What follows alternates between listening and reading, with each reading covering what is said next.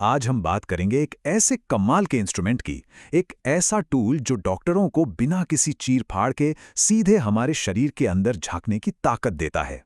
जी हां, हम बात कर रहे हैं डायरेक्ट ऑफ्थैल्मोस्कोप की। आइए समझते हैं कि आखिर ये काम कैसे करता है। तो सबसे पहले एक सवाल, क्या ये मुमकिन है कि हम अपने सेंट्रल नर्वस सिस्टम को, मतलब हमारी नसों के जाल को, बिना किसी सर्जरी के देख सकें? सुनने में तो ये किसी साइंस फिक्शन जैसा लगता है ना? पर इसका एक तरीका है।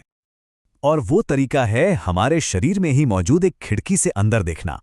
और वो खिड़की है हमारी आंख। जी हाँ, आंख हमारे शरीर का इकलौता ऐसा हिस्सा है जहां नसें और खून की धमनियां अपने असली कुदरती रूप में सीधे सीधे देखी जा सकती हैं। तो चलिए अपने पहले हिस्से में हम इसी खिड़की के बारे में और जानते हैं और उस चाबी के बारे में भी जो इस खिड़की को खोलती है, यानी कि हमारा ऑफ्थाल्मोस्कोप। तो आखिर ये डायरेक्ट ऑफ्थाल्मोस्कोप है क्या भला? बहुत ही आसान शब्दों में समझें तो ये एक हाथ में पकड़ने वाला इंस्ट्रूमेंट है। मान लीजिए एक बहुत ही पावरफुल मैग्नीफाइंग ग्लास जिसमें एक लाइट भी लगी हो। इसकी मदद से डॉक्टर्स आंख के बिल्कुल पिछले हिस्से को, जिसे रेटिना कहते हैं, साथ ही ऑप्टिक डिस्क और वहां की खून की नसों को डायरेक्ट देख पाते हैं। और हम यहाँ किसी आम मैग्निफिकेशन की बात नहीं कर रहे हैं। ये चीज़ों को 15 गुना, जी हाँ 15x बड़ा करके दिखाता है। जरा सोचिए, इसका मतलब ये हुआ कि छोटी से छोटी डिटेल भी एकदम साफ साफ नजर आ जाती है।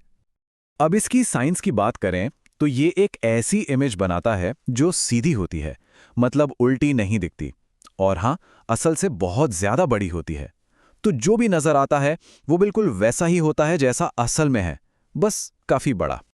ठीक है, तो अब जब हम ये समझ गए हैं कि ये क्या करता है, तो आइए इस इंस्ट्रूमेंट को थोड़ा और करीब से जानते हैं। देखते हैं इसके क्या क्या हिस्से हैं और ये क्या क्या कर सकता है। तो देखिए, इसमें कुछ बहुत जरूरी हिस्से होते हैं।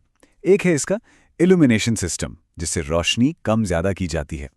फिर इसमें अलग अलग साइज के एपर्चर होते हैं, मतलब छेद, जिन्हें आंख की पुतली के हिसाब से बदला जाता है।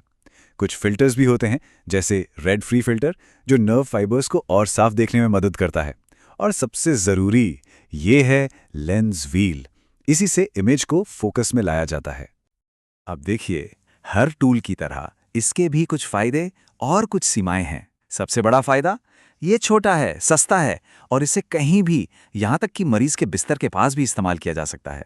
लेकिन इसकी एक कमी ये है कि इससे देखने का जो दायरा है, मतलब फील्ड ऑफ व्यू, वो काफी छोटा होता है और इससे 3D व्यू नहीं मिलता, तो गहराई का अंदाजा लगाना मुश्किल हो जाता है। तो चलिए अब आते हैं सबसे प्रैक्टिकल हिस्से पर। आखिर इस इंस्ट्रूमेंट से जांच की कैसे जाती है, एक एक कदम करके समझते हैं। देखिए, तैयारी सबसे ज्यादा जरूरी है। पहला नियम, जैसा कि फील्ड गाइड में भी लिखा है, रूम को डार्क करो। कमरे में अंधेरा होना चाहिए। फिर मरीज को कहें कि वो सामने दूर किसी एक चीज पर नजर टिकाकर रखे।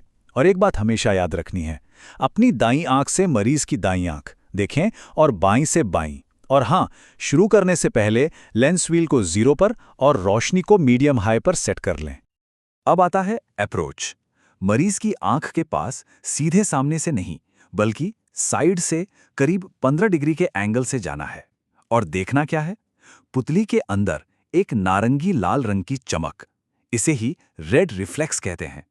जैसे ही ये रिफ्लेक्स दिखे, उसे देखते हुए धीरे धीरे आंख के और करीब, लगभग 1-2 सेंटीमीटर तक आ जाएं। और हाँ, अपने हाथ को स्थिर रखने के लिए उंगलियों को आराम से मरीज के गाल पर टिका सकते हैं। यहां एक बहुत ही काम की टिप है जो सीधे फील्ड एक्सपर्ट से आती है। दोनों आंखें खुली रखो। जी हां, ये टिप जांच करने वाले के लिए है। जब आप ऑफ्थैल्मोस्कोप से देख रहे हो, तब भी अपनी दूसरी आंख खुली रखें। इससे आंखों पर तनाव बहुत कम होता है। अब आता है सबसे जरूरी काम, फोकस करना। इसके लिए लेंस व्हील को घुमाना है जब तक कि रेटिना की सारी चीजें एकदम साफ ना दिखने लगें। अगर मरीज को दूर का देखने में दिक्कत है, जिसे मायोपिया कहते हैं, तो माइनस लेंस की तरफ घुमाइए। और अगर पास की नजर कमजोर है, यानी हाइपरोपिया, तो प्लस लेंस की तरफ। एक बार जब आपको ऑप्टिक डिस्क मिल जाए, तो वहीं से अपनी सिस्टमैटिक जांच शुरू करनी है। तो ठीक है, हमने ये तो सीख लिया कि देखना कैसे है, पर अब सवाल ये है कि देखना क्या है। जो हमें दिख रहा है उसका मतलब कैसे निकालें।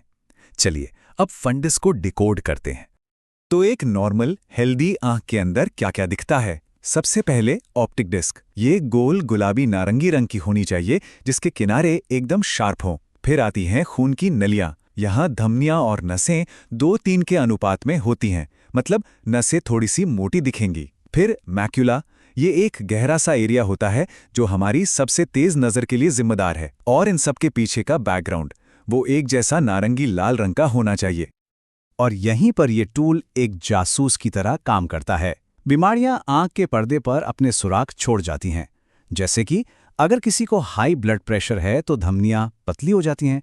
जहां कोई धमनी किसी नस के ऊपर से गुजरती है, वो उसे दबा देती है, जिसे एवी निकिंग कहते हैं। कभी कभी खून के छोटे छोटे धब्बे भी दिखाई दे सकते हैं। बिल्कुल इसी तरह डायबिटीज के भी अपने क्लासिक निशान हैं।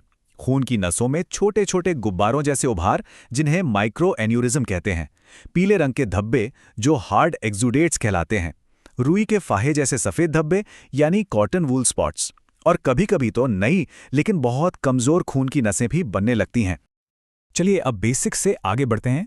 अपने आखिरी हिस्से में हम कुछ एडवांस टिप्स पर बात करेंगे ताकि इस जांच में महारत हासिल की जा सके। ये कुछ ऐसी बातें हैं जो एक्सपीरियंस्ड लोग इस्तेमाल करते हैं। जैसे नसों में एक बहुत हल्की सी धड़कन होती है। अगर वो न दिखे तो ये दिमाग के अंदर बढ़े हुए प्रेशर यानी आईसीपी का संकेत हो सकता है।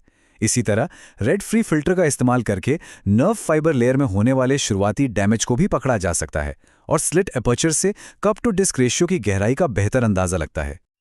अच्छा, एक छोटा सा सवाल जो सीधे एक्सपर्ट्स की किताबों से है। पैपिलेडेमा मतलब ऑप्टिक डिस्क में जब सूजन आ जाती है तो उसका सबसे पहला, सबसे शुरुआती संकेत क्या होता है? और इसका जवाब है डिस्क के किनारों का धुंधला हो जाना। ये एक बहुत ही जरूरी क्लिनिकल साइन है जिसे हमेशा ध्यान में रखना चाहिए। और आखिर में जो कुछ भी आपने देखा है उसे नोट करने का एक आसान सा मंत्र याद रखिए। डिस्क, फिर वेसल्स, फिर मैक्युला और आखिर में बैकग्राउंड। इस क्रम में चलने से ये पक्का हो जाता है कि कोई भी जरूरी चीज छूटेगी नहीं। तो अब जब ये चाबी हमारे हाथ में है तो सोचने वाली बात है कि ये आंखें हमें अपने अंदर छिपे और कौन-कौन से राज बता सकती हैं। इस जानकारी का इस्तेमाल करना और इस खोज को जारी रखना, यही तो असली चुनौती है।